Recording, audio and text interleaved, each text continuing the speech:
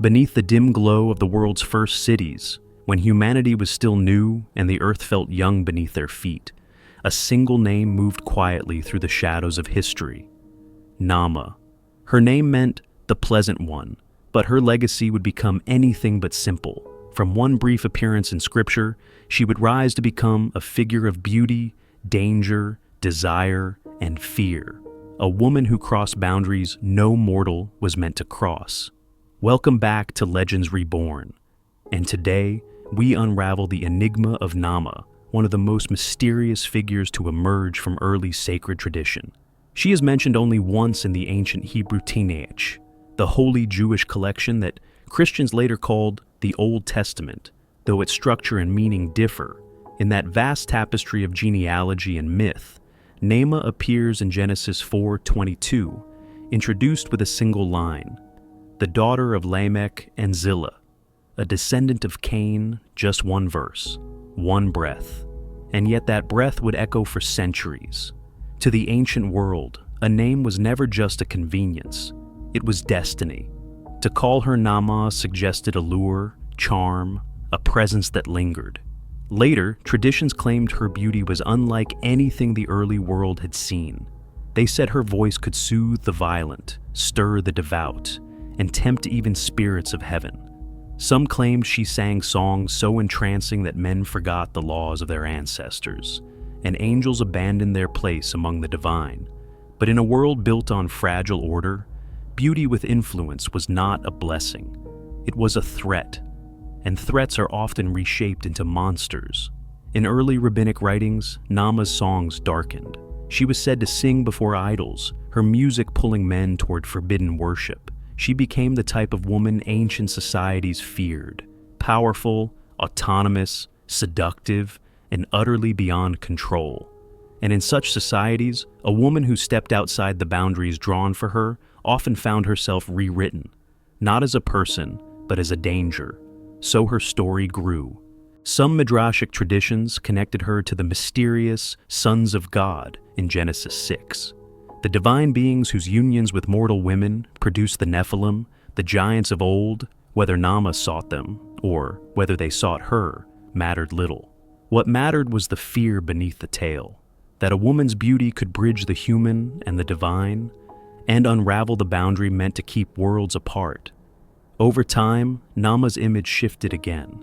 In the mystical writings of Kabbalah, especially the Zohar, she transformed into a being of shadow, a wanderer of the night, a seductress of sleeping men, a spirit who walked between desire and danger. She became one of the 4 demon queens, alongside Lilith and other figures born from ancient anxieties. No longer merely human, and not fully demon, she moved in the liminal space between myth and dream. In these later texts, Naamah stands beside Samael, the dark archangel of destruction and judgment. Samael, a figure feared, respected, and sometimes seen as the necessary shadow of divine order, becomes her companion together. They are portrayed as forces of temptation, chaos, and forbidden knowledge. Yet in their partnership lies a deeper truth. Naamah is not passive. She is not a victim. She is a participant in her own myth, shaping it as much as it shapes her. But even as the legends grow darker, one detail remains constant. She does not belong entirely to any world, not fully divine, not fully mortal, not fully demon. Naamah is the embodiment of the in-between, a figure whose identity is fluid, shifting with each generation's fears and fascinations. Her transformation from woman to myth, from a single line in the Tanakh to a queen of night, reveals something profound. When a culture does not understand a woman's power, it invents a story to contain her. When a woman crosses boundaries, the boundary itself becomes haunted. Naamah's story is not just about seduction or shadows. It is about the human need to explain the inexplicable, to turn mystery into warning, to shape a narrative strong enough to hold what cannot be controlled. And so, her legend deepened, carried by whispers, rewritten by mystics, expanded by fear. She became a symbol of the unknown, a reminder that even a single line of scripture can grow into a storm that spans millennia. This is where her journey begins, a journey from flesh to myth, from name to night song. As centuries passed, Naamah's legend no longer belonged to the world of flesh. She drifted into the realm of shadows, a place where myth and fear blur, and where the boundaries of the human mind become a canvas for darker truths. In the mystical writings of Kabbalah, Naamah emerged as something far more complex than a mere temptress. She became a night wanderer, a presence that slipped into dreams and whispered into the minds of the sleeping, not a creature of claws or wings, but a force of desire, confusion, and unrest, the kind that ancient cultures struggled to explain. Alongside Lilith, she was named one of the 4 queens of the other side, rulers of the Sitra Akra, the shadow realm that mirrors the divine. Where sacred order kept the world in balance, the other side held everything that frightened or defied that order: forbidden knowledge, unrestrained desire, untamed autonomy. And there, within that haunted mirror, Naamah found her throne. In these writings, she is no longer the daughter of Lamech and Zillah, no longer the descendant of Cain.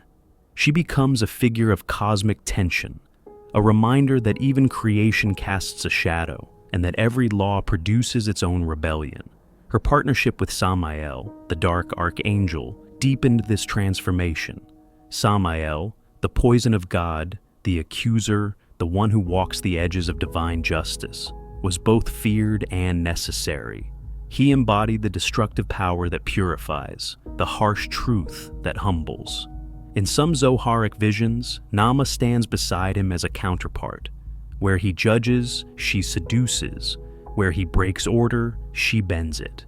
Together, they symbolized everything the early world feared about unbounded female influence. Not because Naamah harmed the world, but because she defied its structure.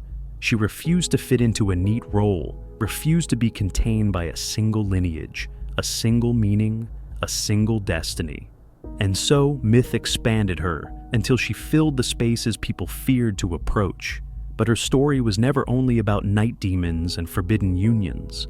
Hidden beneath the mysticism lies a deeper layer, the human one. Naamah, like Lilith, became an embodiment of ancient anxiety.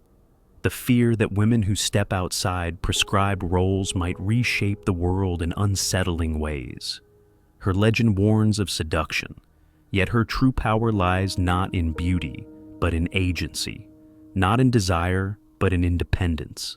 Ancient cultures often used myth to explain the unexplainable: unwanted dreams, forbidden attractions, moments of weakness, lapses of judgment. When men feared their own impulses, they blamed a demoness. When they feared women's influence, they crafted tales of night spirits who preyed on the unsuspecting. And slowly, the line between the human Naamah and the mythic Naamah faded until only the legend remained. Yet, even within these tales, there are hints of something more tender. The idea that Naamah was never meant to be a monster, but a mirror, a reflection of how easily a woman can be reshaped by those who fear her. A symbol of how myth often grows from misunderstanding, from superstition, from the desire to force chaos into meaning. And this is where Naamah becomes timeless. Her story survived not because she was feared, but because she represented something humanity could not ignore: the presence of the unknown within ourselves, the boundary between light and shadow, the knowledge that beauty, autonomy, and influence can be both inspiring and unsettling, depending on the eyes that behold them. By the Middle Ages, Naamah's name was whispered in esoteric circles as a being who walked the border between dream and nightmare. She became a spirit invoked in warnings, a presence cast into ritual texts, a reminder of the power of the unseen. But she never vanished. She never faded. Because myths born from fear rarely die. They evolve. They transform. And in that evolution lies the heart of her legacy. Naamah teaches us more about the cultures that created her than about herself. She shows us how stories shape belief, and how belief shapes identity. She reveals how quickly a single woman in a single verse can become a symbol of everything a society struggles to face. And in our age, an age of reinterpretation, rediscovery, and reclaimed voices. Her legend takes on new meaning. And perhaps that is Naamah's truest legacy, the power of reinterpretation, that a figure once cast as demon and seductress can be seen again with new eyes, not as a monster, but as a mirror, not as a threat, but as a warning, that stories, when misunderstood, can bind us. Yet the same stories, when re-examined, can set us free. Through Naamah, we see how cultures decide who stands in the light and who is pushed into shadow. But her myth survives because we continue to rewrite her, and because every reinterpretation reveals who we have become. This is Legends Reborn, where the past still breathes,